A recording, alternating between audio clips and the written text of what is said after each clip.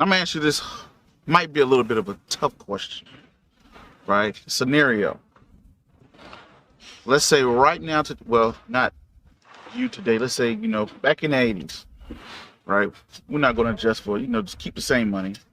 So if you had $100,000 cash and you're looking to create wealth, how would Mr. Michael V. Roberts invest? What would he do with that $100,000? I started with what I could manage comfortably, and that would be real estate rid of taking older houses and rid of and flipping and or renting them out, building up a portfolio, but also a financial statement that could be utilized for bigger projects. So once you get your financial statement up, you can. I want to pause you there for a second. When you say building up a financial statement that could be utilized, what do you mean? Showing your net worth. In other words, beginning to establish a position that says, I own 100 units of residential. Now they may be in the hood and they may not be pulling a lot, but you can represent that there's a certain value to those properties, and you can create that value and translate that into your financial statement. So therefore, your financial statement grows a great deal. And then make sure I'm walking with you there. And you want to use it as leverage. Do you use leverage as well to say, hey, I have $100,000, I purchase, you borrow against that, right? Am I following you on that? Not necessarily. I would use the $100,000 first on my own. I would use that and say I could buy 10 properties at $10,000 a parcel. And now, after doing some fast renovations and getting a tenant in it, it's suddenly worth $30,000 versus the 10. So now I'm showing a valuation of a personal value of about $300,000, right? You see?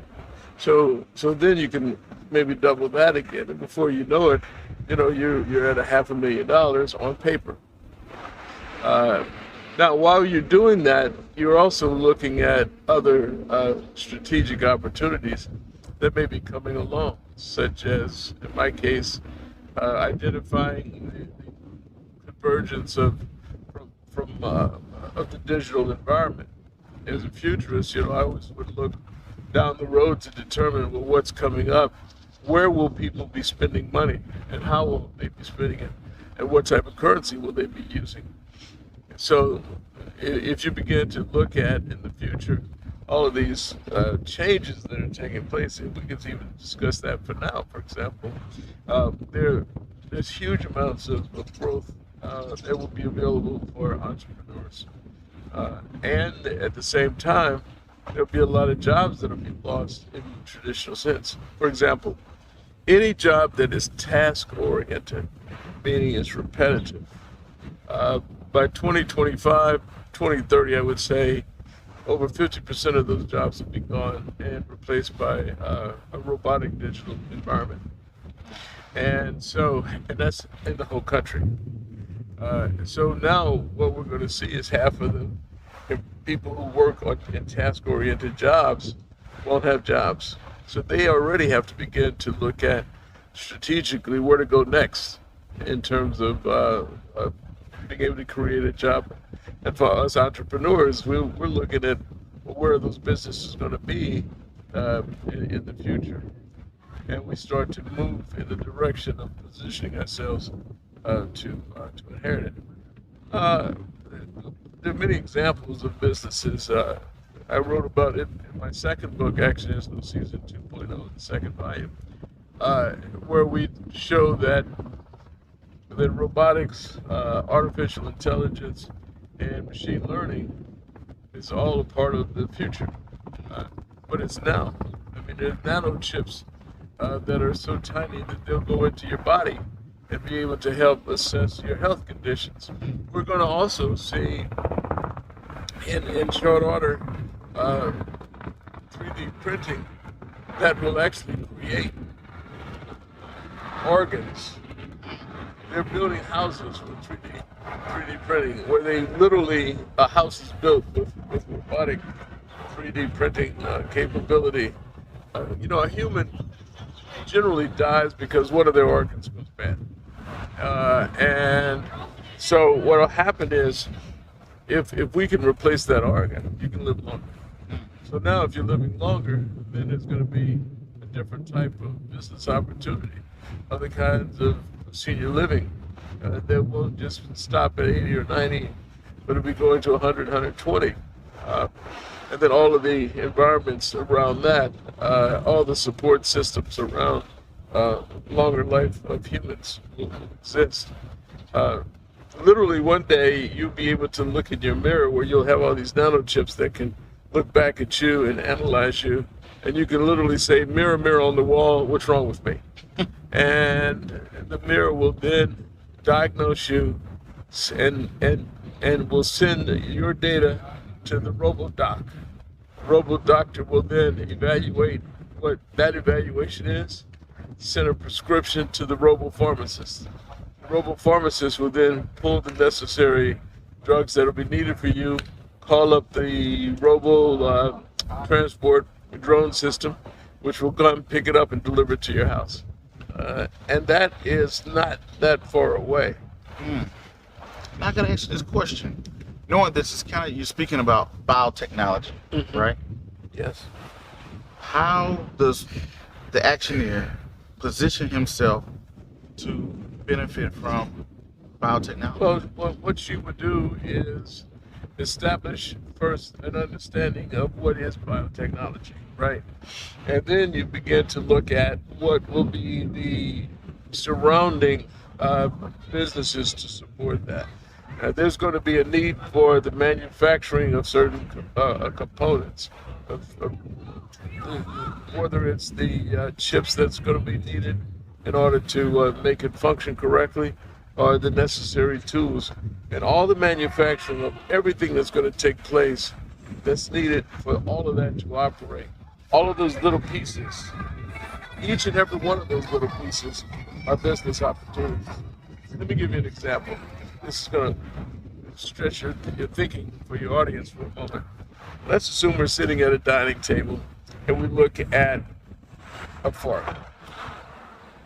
And we say, okay, well, what did it take to create this fork? Well, somebody had to mine the metal. Somebody had to first own the mining facility. That all the equipment that was necessary to mine that metal had to be invented and established.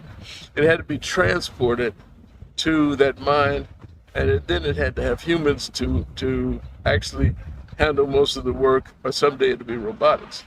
So once that metal is taken, then it goes to a place where the actual fork is manufactured. Well, somebody had to transport that metal to that location. That location, where the fork is being manufactured, had to have manufacturing equipment to manufacture it. The metals necessary to make that metal equipment had to be mined somewhere, and they had to be over road travel in order to get it here. Then you had to have the equivalent of a designer who designed the fork in the first place. And then you had to have somebody who approved that, and a whole staff that looked at it and said, this is the type of fork we should produce. And then that fork is then produced. I'm skipping a lot of things here, but that fork is then produced in all types of ways with all types of employees.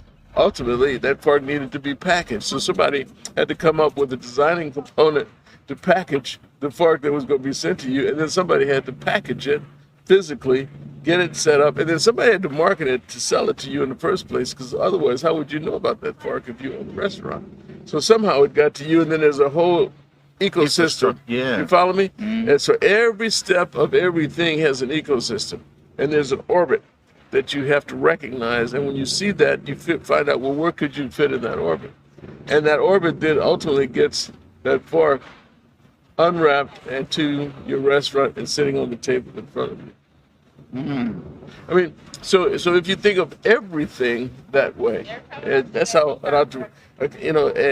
if you're going to be a true actioneer, you have to think that in big ways, and then you have to say, okay, here's my niche, here's where I fit in, here's where somebody else fits in, and then try to develop it. I always talk about people who go fishing, and you think, okay, I have a rod and reel, But somebody had to design that hook and manufacture that hook, and and get all that to me.